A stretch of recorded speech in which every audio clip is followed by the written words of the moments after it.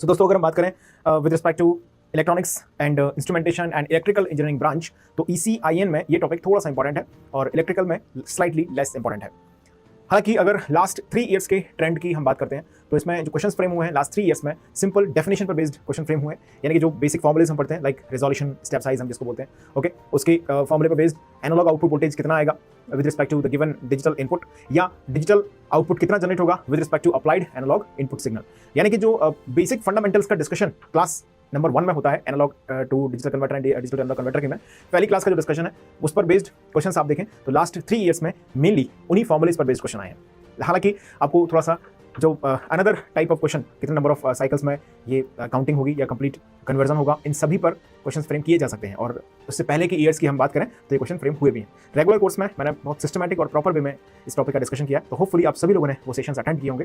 हालांकि आज के हमारे सेशन का मुद्दा है मेनली किस तरह के क्वेश्चन लास्ट 3 इयर्स में फ्रेम किए गए हैं इन 3 ब्रांचेस में, इस पर चर्चा की जाएगी और उन क्वेश्चंस के डिफिकल्टी लेवल का भी हम लोग एनालिसिस करेंगे।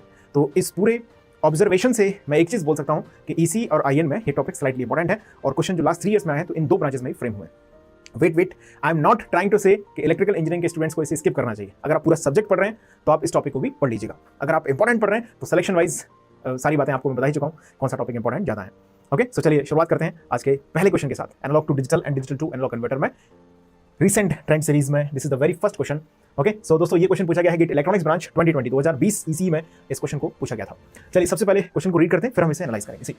अ 10-bit D2A converter is calibrated over the full range of 0 to 10 volt.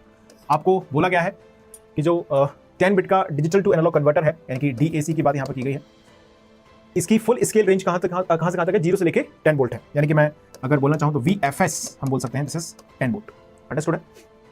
If the input to the D2A converter is 13A in hex, ध्यान देना ये इलेक्ट्रिकल इंजीनियरिंग के स्टूडेंट्स हैं तो कई बार लगता है कि एम्पियर की बात हो रही है। 13A यहाँ पर आपको इनपुट दिया गया है, ओके, डिजिटल इनपुट प्रोवाइडेड है।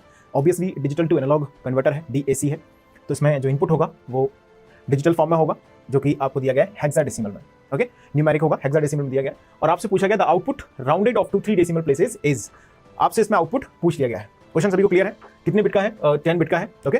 फुल स्केल वोल्टेज है 0 से लेकर 10 वोल्ट की रेंज, यानी कि फुल स्केल वोल्टेज आपको दिया गया है जिसको हम रेफरेंस वोल्टेज भी बोलते हैं 10 वोल्ट।